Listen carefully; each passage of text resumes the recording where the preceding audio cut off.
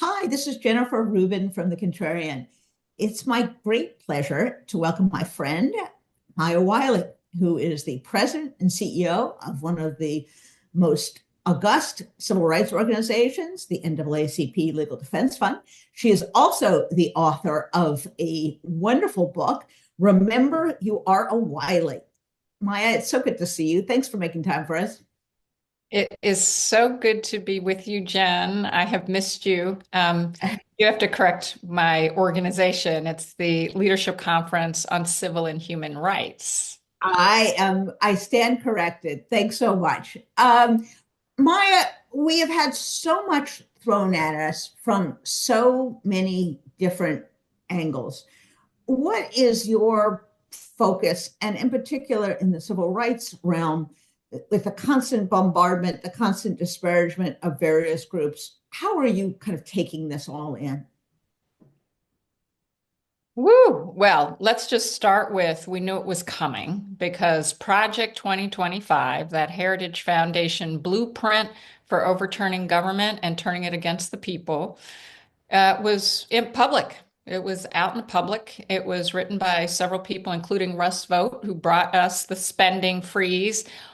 The spending freeze he brought us because he was responding to Donald Trump's executive order going after diversity, equity, and inclusion in everything the government does.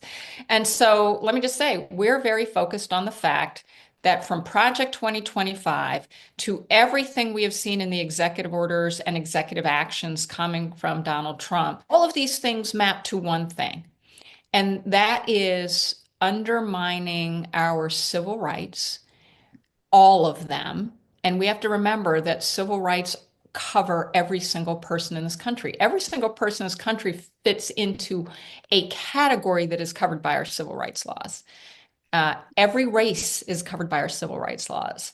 Every religion is covered by our civil rights laws. I could go down the list, but the point is, Donald Trump can't make government in his own image without taking our rights from us. And so we're looking at the ways all of the weaponization of government, the violations of the Constitution, the abuses of power that we've seen in just a few weeks are all have their big guns trained on undermining our civil rights in order to accomplish it. So we're very focused on making sure everyone knows this is about our civil rights. That is about everyone.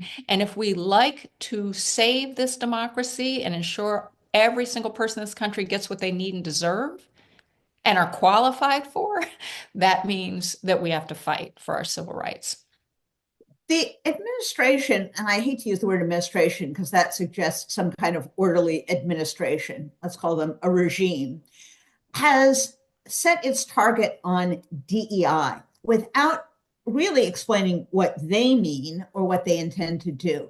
So you have them scrubbing from contracts, from government documents, words like woman or gender. This is a nonsensical, kind of mindless search and destroy mission.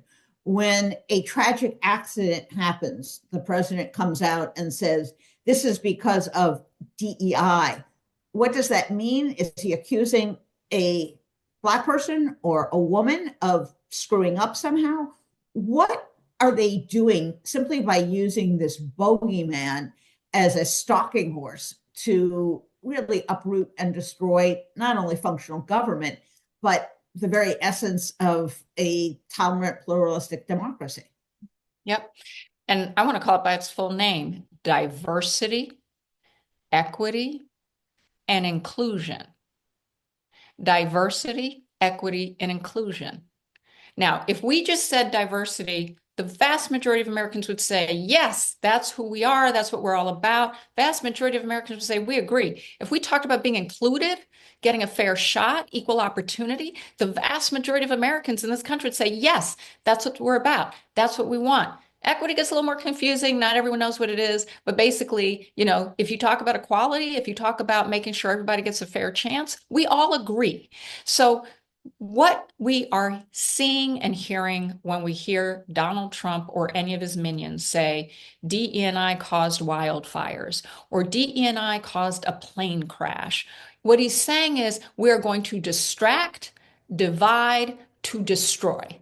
The distraction is to say to people who have every reason to be concerned about being protected by civil rights, that includes white men, that includes white women, that includes all people, that includes all people in this country. Don't pay attention to what we are violating because we would rather divide you and say, and pit you against each other so that we can distract you from the destruction that we're doing to the very government that is supposed to serve you. And we're going to do it by saying this government will not serve everybody. And in fact, it won't even serve the base of, of Trump voters. We saw that with the spending freeze. You tell me who doesn't need to make sure they can see a doctor when they're sick and hasn't come to rely on, if they're lucky enough to be in a state that has expanded their Medicaid payments.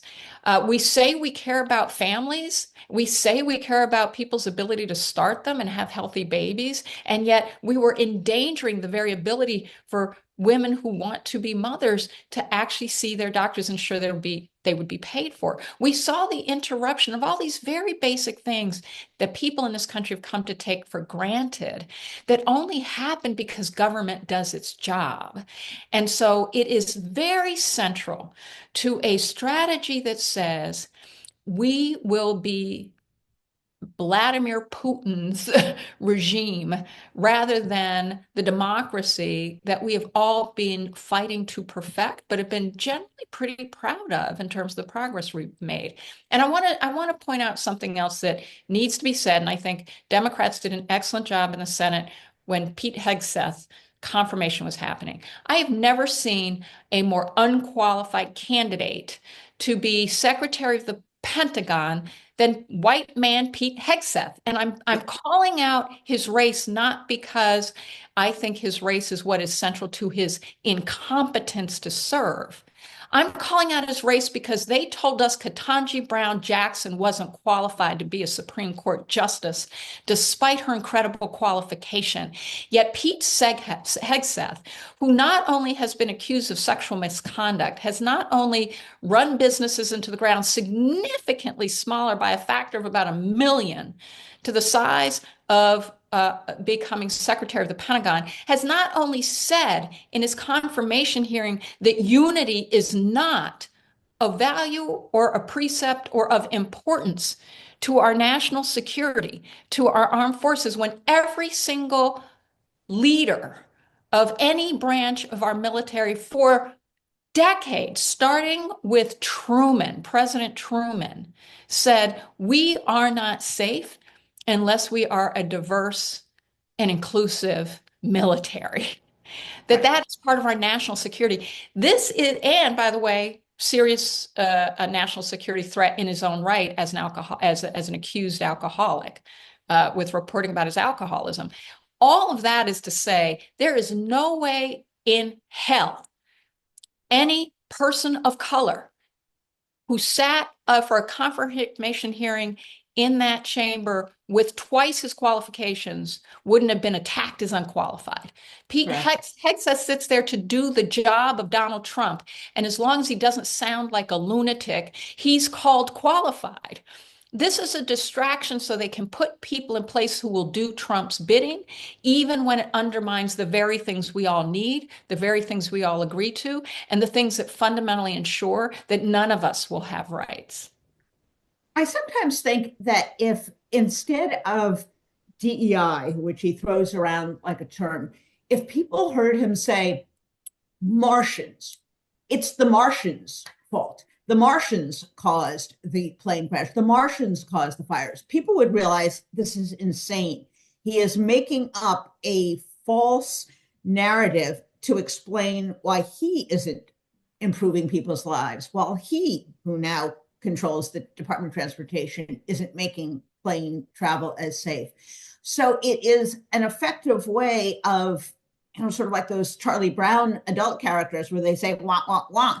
He's just making noise to excuse his own conduct. Now, I also want to focus something specifically on Elon Musk. No one elected him to anything. He now has access to our most confidential information, sensitive financial information. That's everybody, regardless of what group you might fall into. What level of concern do you have given that he has a media company that sucks up information and data to profit, and that we have just gone through the process of forcing TikTok, a Chinese controlled company, to be sold because we're afraid of an outside malevolent force collecting sensitive data on Americans?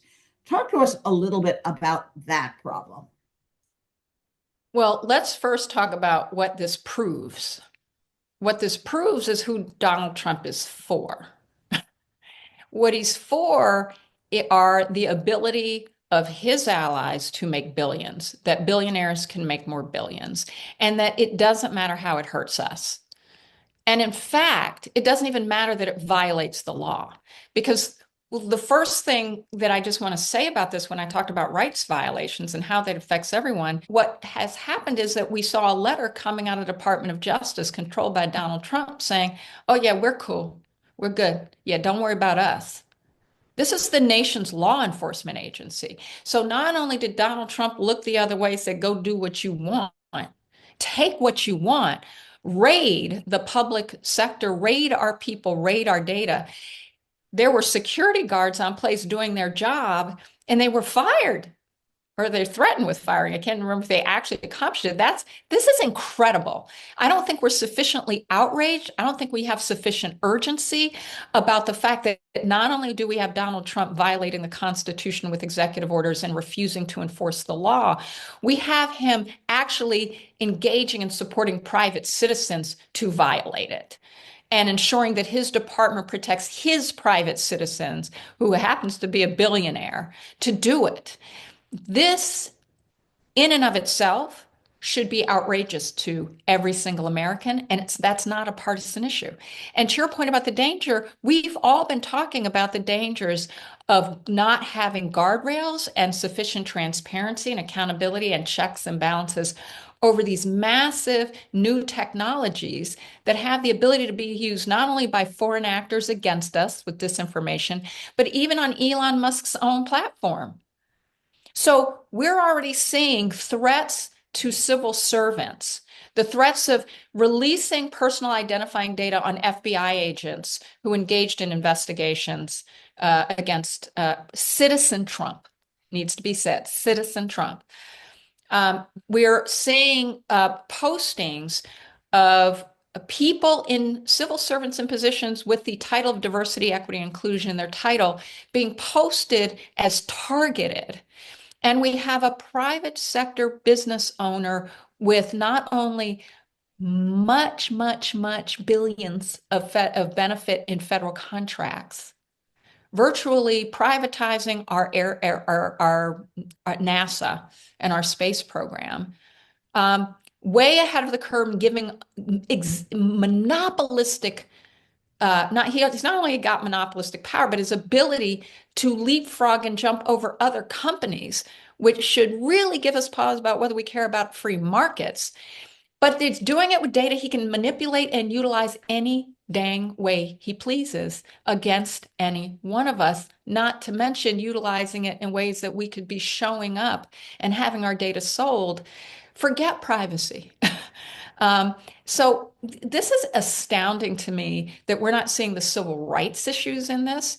We're not seeing the law enforcement issues in this, and we're not seeing the very deep way in which Donald Trump is serving billionaires over us.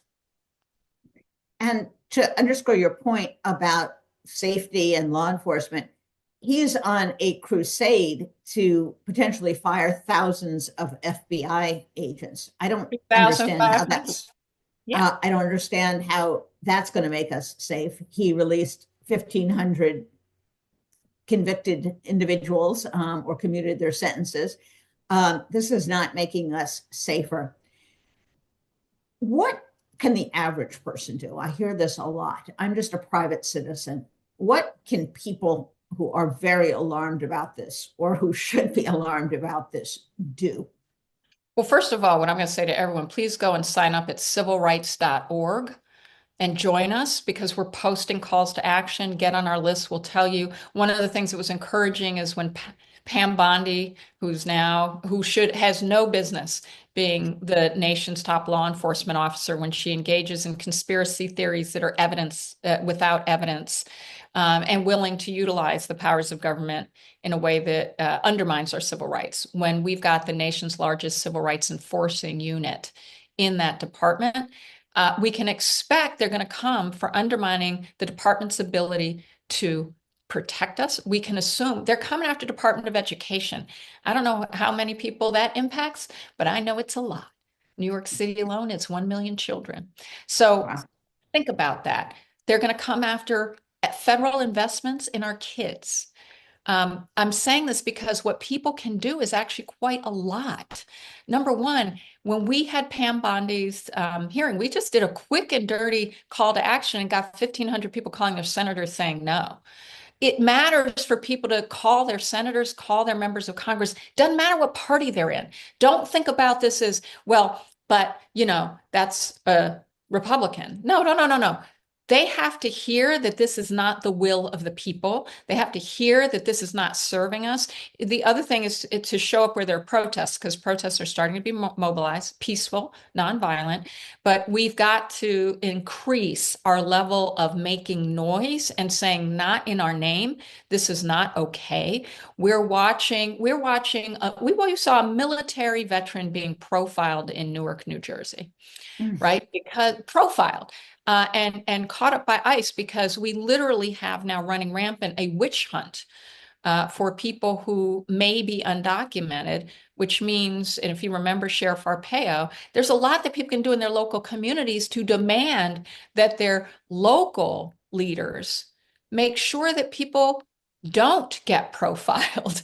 Like, so that noise, that calling, that showing up, there's going to be a lot more of it to come. But also the storytelling. It is incredibly important for people to tell the stories about what endangered them, what created a problem for them, whether it was a spending freeze, because that freeze is not over. Listen, they stopped that freeze, but remember, we are watching an administration, to your point, a regime that is not, that's in it for itself, to literally go in and decide not to spend money that Congress appropriated. That's not democracy. We elected those members of Congress to fund programs of government that we are all benefiting from.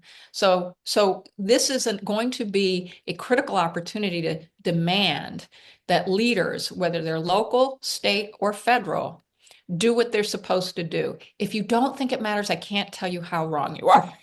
It actually matters more than almost anything, and that's why every single individual has power. Absolutely. And I think we also have to keep in mind that this is a marathon, that we have every day between now and the next election. There are next elections in the Wisconsin Supreme Court race. There are next elections excuse me, New Jersey, throughout Virginia in 2025. So there are campaigns, there are issues. Every single one of these sends a message of some type, either in support of this sort of democracy train wreck, or in support, either supporting democracy or opposing it. So thank you, Maya, for all you do. Thank you. And remember, if people want to sign up, they go to civilrights.org. So thank you. And I'm sure we'll have you back again. Thanks so much for everything you're doing. Thanks, Jen. It was wonderful to be with you. Thank you for your voice.